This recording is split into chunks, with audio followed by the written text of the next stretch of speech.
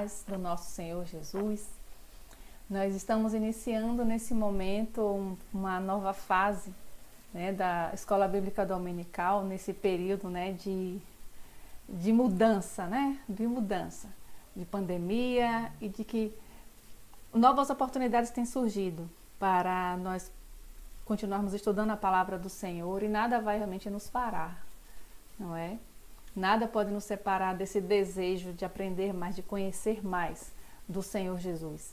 E nós nos propusemos aqui na classe de maturidade da Congregação Batista de Praia do Flamengo estudarmos as parábolas de Jesus, como elas têm ensinado gerações. Hoje nós vamos iniciar com a parábola do semeador. Poucas vezes você vai encontrar esse tipo de explicação de parábola.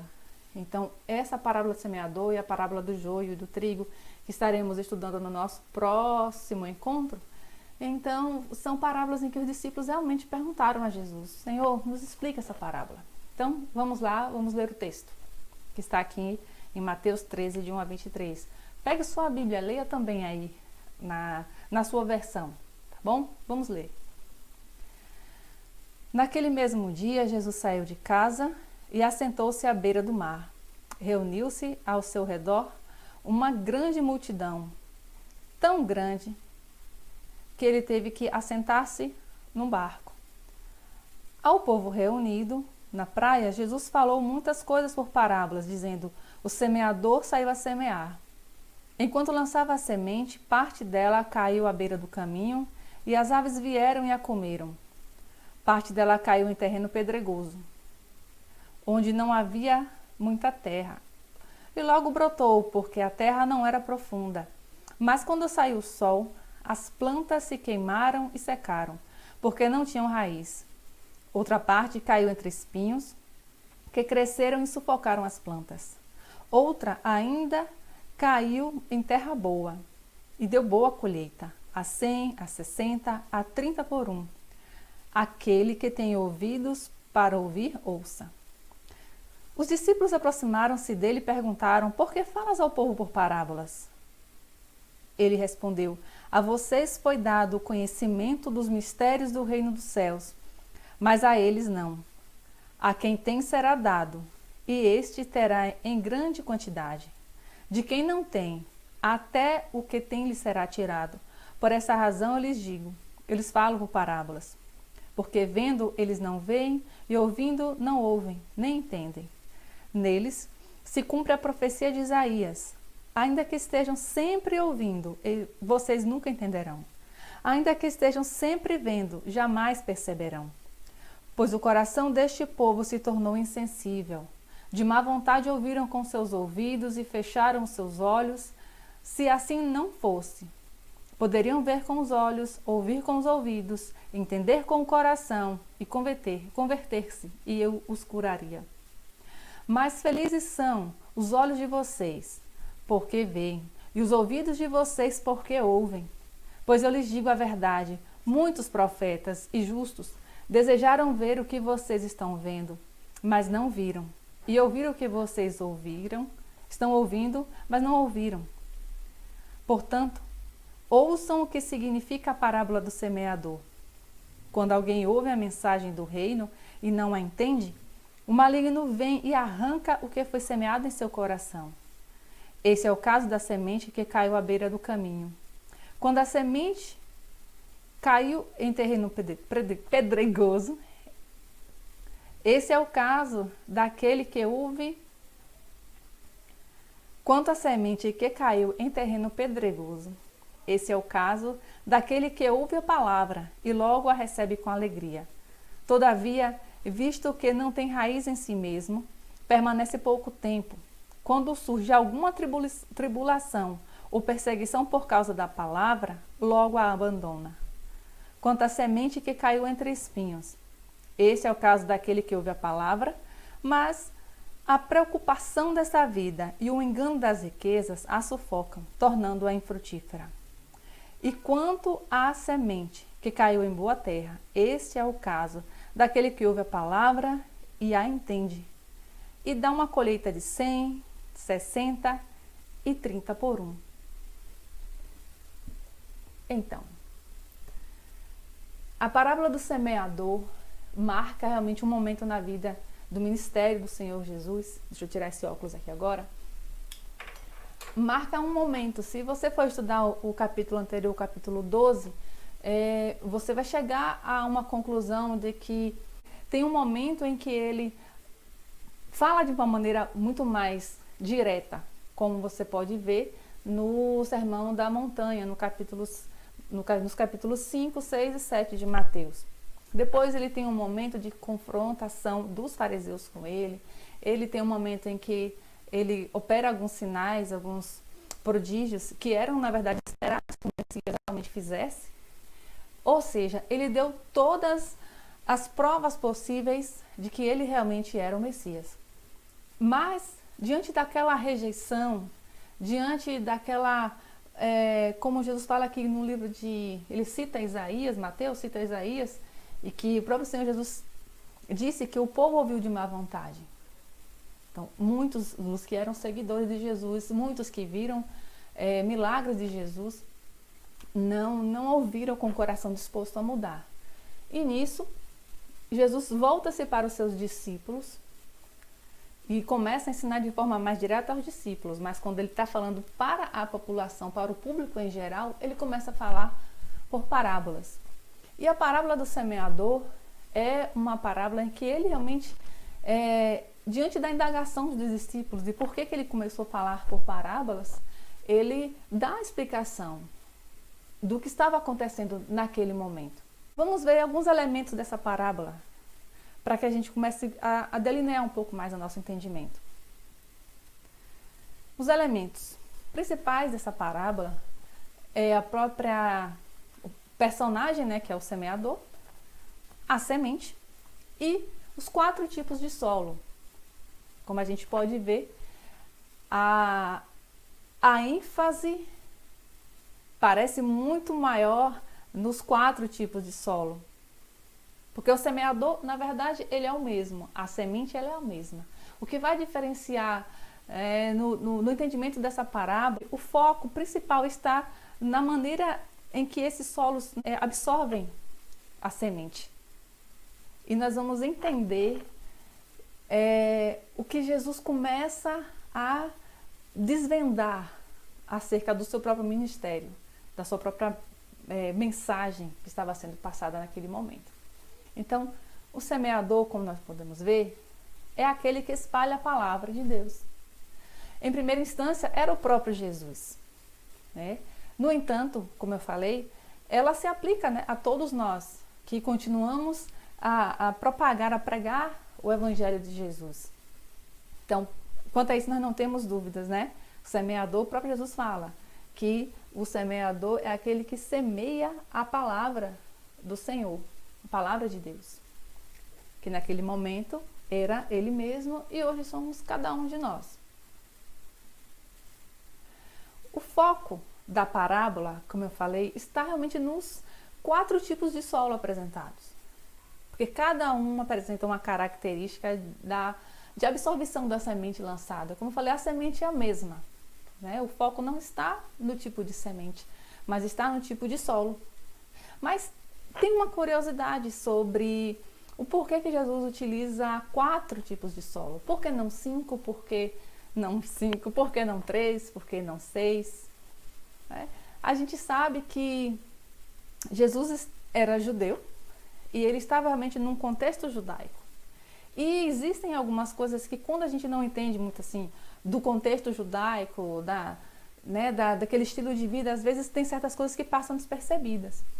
Mas eu queria só trazer como curiosidade para vocês e para ilustrar por que Jesus utiliza 4. Como vocês sabem, os judeus celebram a festa de Páscoa e até hoje eles fazem isso. E tem um ritual, tem um jantar e nesse jantar, toda Páscoa é feito como que uma encenação, um pequeno teatro, onde 4 filhos perguntam ao dono da casa por que estavam celebrando aquele momento, o porquê dessa festa. E a gente vai ver que nessa anedota, nessa história em que é contada toda a Páscoa, existem 4 tipos de filhos. Que muito provavelmente as pessoas que ouviram Jesus falar sobre esses 4 tipos de solos, 4 tipos de pessoas, como a gente vai ver na explicação, muito provavelmente essas pessoas fizeram uma associação a essa história que é contada na Páscoa. Então, nós temos que são 4 filhos e tem um filho, ele é chamado um filho perverso. Ele não quer saber de nada, ele é indiferente. Ele é o tipo do filho que faria a pergunta, não sei por que nós estamos fazendo essa festa aqui. E nem quero saber por que da Páscoa, para que isso? Eu não estou a fim de saber, não quero saber nada disso. Então ele é o filho perverso. Há também o filho sábio. Ele reconhece o valor e o significado da festa de Páscoa. Ele se interessa, ele quer interagir com aquele momento. O perverso, ele quer estar separado. Ele não quer fazer parte daquilo. Ele é como se ele pudesse realmente se alienar realmente do que está acontecendo. Tipo, eu não sei nem por que eu estou aqui. Não quero estar aqui. Mas o filho sábio não. Ele entende o valor, né, do significado daquela festa. E a pergunta que ele faz, ele demonstra realmente esse interesse. Eu faço parte dessa comunidade. Eu faço parte dessa história. E ainda também mais 2 filhos, que são o filho tolo, né, aquele que pergunta o porquê. Ele é uma pessoa que não tem tanto conhecimento, é uma pessoa que está assim, sabe? Ele é aquela pessoa que não tem a informação, na verdade, sobre aquele momento, aquela celebração. Mas existe um último filho, que ele é o filho simples. É aquele que é tão simples, ele é tão ingênuo, que ele nem perguntar, ele sabe. Então são diversos tipos de pessoas, diversos tipos de posturas diante daquele momento da Páscoa. Agora nós vamos passar ao momento da explicação da parábola, que foi realmente uma iniciativa do próprio Senhor Jesus naquele momento para os seus discípulos. Vamos ver o que significa então cada um tipo de solo daquele. Vamos lá? A primeira parte da semente caiu à beira do caminho, caiu naquele lugar onde o próprio lavrador ele passa jogando as sementes. Então já é um terreno já muito compactado, um terreno muito seco, aquele terreno é um local de trânsito. E como consequência disso, a semente, na verdade, ela bate ali no terreno e ela não consegue penetrar. Logo vem os passarinhos e vem e comem a semente. Jesus compara essa pessoa, a pessoa que ouve a mensagem do Senhor e não a compreende, é justamente esse tipo de terreno, um terreno duro, um terreno impermeável. Então, nós podemos perceber que esse tipo de pessoa, ela não permite que realmente o evangelho realmente entre, que a palavra entre. Essa pessoa marcada justamente pela indiferença e pela incredulidade. Então, é o primeiro tipo de comportamento, de reação mesmo à palavra do Senhor.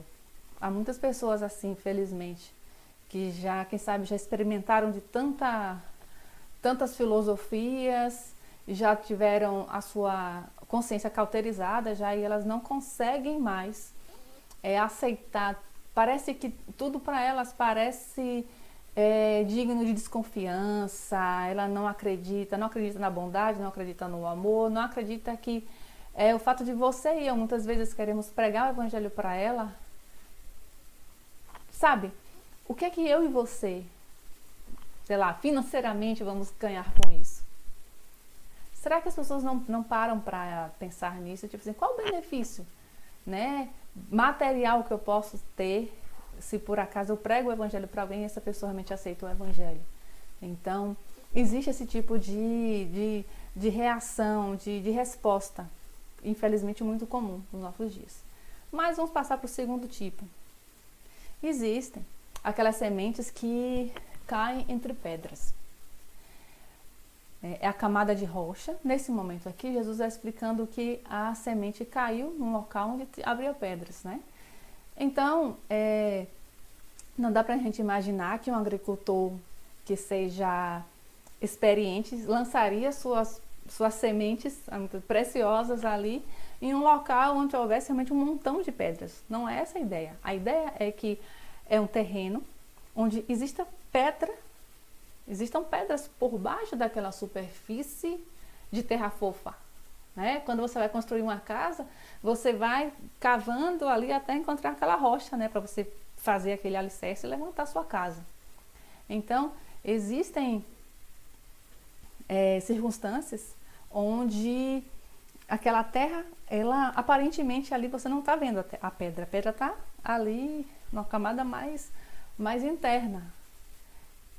Naquele momento, aquela plantinha ela começa a germinar, mas quando ela tenta lançar raízes, ela não consegue, porque existe uma pedra aqui, ó, que acaba impedindo. Ela não encontra água, ela não encontra sais minerais e ela vai morrer. Assim são as pessoas que recebem a palavra com alegria e com entusiasmo, mas quando vêm as tribulações e as perseguições, elas desistem. Elas não permitem que o evangelho penetre e os transformem profundamente. Essas pessoas são o oposto dos ouvintes endurecidos, né? São pessoas que recebem com alegria, com entusiasmo com o evangelho e elas começam a andar realmente. Sabe aquelas pessoas que até se tornam até um pouco até inconvenientes quando se convertem logo, porque tudo é igreja, tudo às vezes é pecado e elas têm expectativas de que a vida delas vai melhorar, que ela vai ter muitas vezes, quem sabe, uma vida mais próxima, que tudo vai realmente se resolver, mas você começa a perceber que existe uma superficialidade muito grande. É uma fé que a pessoa coloca aqui em Jesus, mas poderia ter colocado em qualquer outra coisa. Certa vez eu convivi com uma pessoa, quando eu chegava no escritório dele, havia todo tipo de símbolo. Então tinha uma Bíblia aberta, aí tinha um cristal, e tinha uma carranca, e tinha uma imagem de uma santa, e havia um terço, e havia todo tipo de símbolo religioso. Eu perguntava para ele por quê.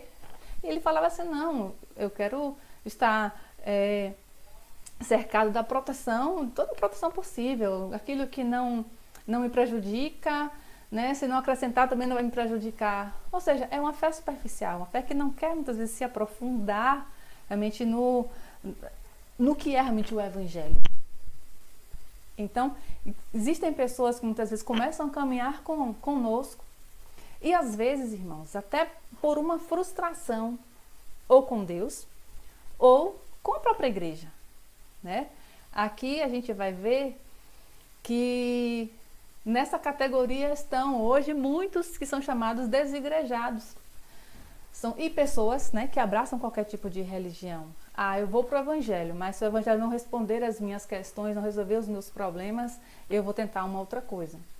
Então, são pessoas que não permitem serem desconstruídas.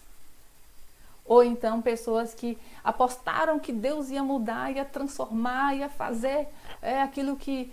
Não, pare de sofrer. Sabe aquela frase? Pare de sofrer. Então, só que muitas vezes as coisas não acontecem dessa forma. Então, tem pessoas que hoje são desigrejadas que elas ou estão frustradas, decepcionadas com Deus ou com a igreja e muitas vezes não param para refletir se a própria fé que elas tinham era realmente uma fé genuína, uma fé realmente que estava disposta a deixar o velho homem para trás, ou queria o evangelho apenas como um plus para a sua vida. Então, vamos sempre estar refletindo sobre que tipo de terreno nós temos sido. Existem aqui agora uma outra categoria de pessoas que Jesus compara com a semente que cai entre espinhos. É um solo onde convivem diferentes tipos de sementes. É um solo contaminado em seu interior que impede que a boa semente se desenvolva plenamente. Os espinhos mais agressivos a sufocam. Então Jesus deixa claro que os espinhos são os cuidados, né, dessa vida e o engano das riquezas. Né, ao contrário daquela primeira parte, né, de pessoas que são indiferentes, não se trata de um incrédulo, uma pessoa superficial, mas alguém intelectualmente preparado.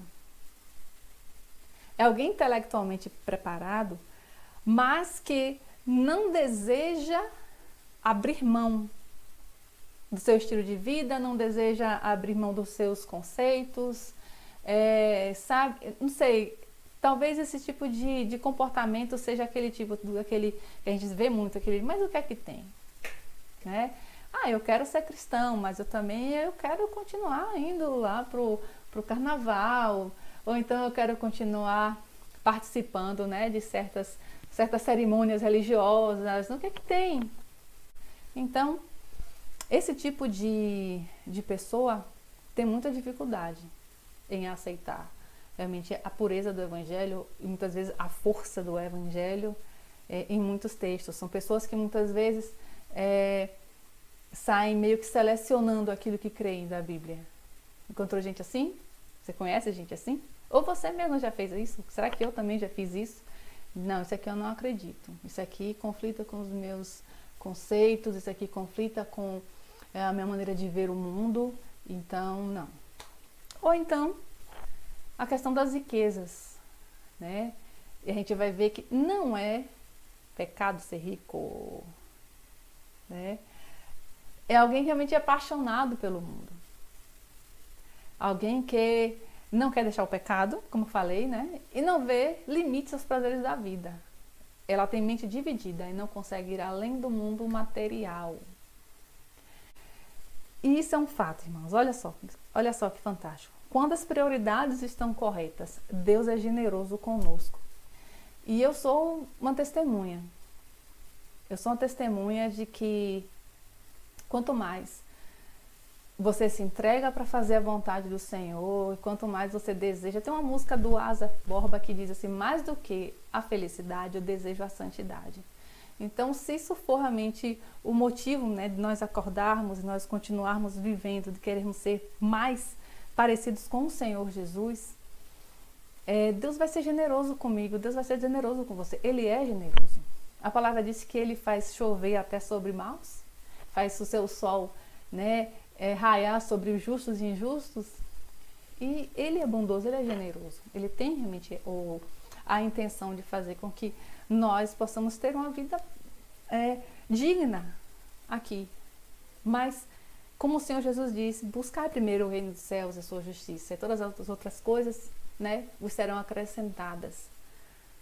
A semente da palavra de Deus não prospera em pessoas que vivem cercadas por esses cuidados e essas paixões desordenadas, né? Porque o Evangelho não é prioridade para essa pessoa. Essa pessoa, ela é dominada pelo materialismo e pela futilidade. E como temos tido problemas com a questão da futilidade? Quanto tempo nós temos investido em coisas que não vão nos acrescentar em nada? E agora, irmãos, vem aquela parte em que quando nós lemos, todos nós queremos nos identificar, né? Nós todos queremos ser aquela terra boa, aquela terra que a semente cai e consegue germinar. Jesus disse que parte da semente caiu em um solo totalmente permeável, com profundidade adequada e livre da concorrência de outras espécies de ervas daninhas. E ela produziu uma ótima colheita, uma ótima colheita. E ele explica que quem ouve e compreende a palavra de Deus é a boa terra dessa parábola. São os que, com coração bom e generoso, ouvem a palavra, a retêm e dão fruto com perseverança. Esse trecho eu tirei lá de Lucas 8:15. Interessante isso. Então, no livro do John MacArthur tem uma palavra interessante. Ele diz assim: a perseverança com fruto é o sinal necessário de uma confiança genuína e salvadora em Cristo. Fé temporária jamais é fé verdadeira. É uma fé persistente. É uma fé que todos os dias sabe que tem muita coisa para melhorar. E que não deixa as frustrações, as decepções, realmente interromper esse processo de frutificação. Em Gálatas 5, 22 e 23, nós temos aquela lista, né, de características do fruto do Espírito Santo. Alegria, paz, longanimidade, bondade, domínio próprio.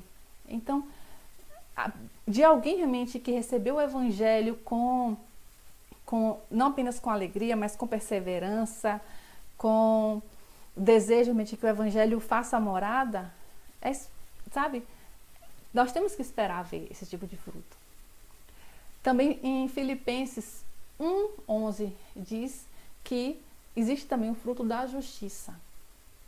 Justiça muitas vezes na Bíblia tem a ver com obediência. A justiça muitas vezes ela tem a ver com fazer o que é certo. Talvez se relaciona a ter uma postura ética, né? A não compactuar com injustiças, a não compactuar com comportamentos, né, que acabam muitas vezes prejudicando outras pessoas. Outro fruto de lábios que professam o seu nome. Então, em Hebreus 13:15 está registrado, né, que do nosso interior, né, fluem palavras que professam o nome do Senhor Jesus como Senhor e como Salvador das nossas vidas, como aquele que era, aquele que é, aquele que há de vir. E também alguns frutos que todos nós temos o desejo de apresentar diante daquele, né, do trono do Senhor. Imagina você olhar para o lado e ver aquele seu amigo, sua colega de trabalho, alguém da sua família que está lá e que a primeira pessoa que pregou o Evangelho para ela foi você. Então, existe, né, esse tipo de expectativa, né, para a gente gerar discípulo, em Romanos 1:13. O Senhor espera um fruto abundante de cada semente lançada em boa terra, mas deixa claro que haverá diferentes colheitas. Isso é um detalhe muito interessante, porque a gente percebe na prática mesmo que algumas pessoas vão dar mais frutos do que outras. Isso é evidente, né? Quem de nós aqui pode, por exemplo, se comparar a Paulo, a João e a outros, né, pregadores, né, até do último século, grandes avivalistas? Então tem pessoa, Billy Graham, né, tantos outros que nós temos visto, né, que tem dado fruto para o reino de Deus. Então é interessante que nem eu nem você precisamos nos preocupar em ficar nos comparando com outras pessoas. A gente tem que se preocupar em dar realmente o resultado que o Senhor espera de nós mesmos. E não comparação, porque eu não sou como fulano, eu vou ficar aqui parada. Né? Quem sabe daquela parábola dos talentos. Porque eu não recebi 10, eu só recebi 1, eu vou enterrar. Então não é assim. Nós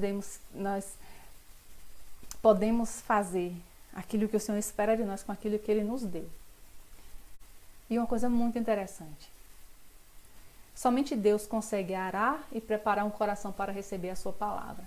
Cada um de nós foi alcançado apenas por sua graça, não há mérito em nós mesmos. Como semeadores da palavra, precisamos compreender esta dinâmica e crer que é o Espírito Santo quem convence o homem, e não nós mesmos. Foi o Espírito Santo quem me convenceu. Foi o Espírito Santo quem te convenceu. Pessoas foram instrumentos. E nós também somos instrumentos na vida de outras pessoas. Mas, sabe, gente, é tão reconfortante. Tira um peso, assim, das costas. Saber dessa verdade que eu não tenho esse poder de convencer ninguém. Só o Espírito Santo tem esse poder. E Ele é especialista em fazer isso. Então, a marca de alguém que é realmente uma terra boa, terra, sabe? Uma terra top, né? Arada por Deus.